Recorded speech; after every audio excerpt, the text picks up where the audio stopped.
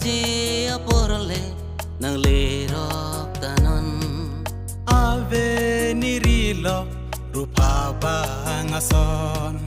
Ronga je aporale nang lerok tanon Orana inut bak asami nang toy tha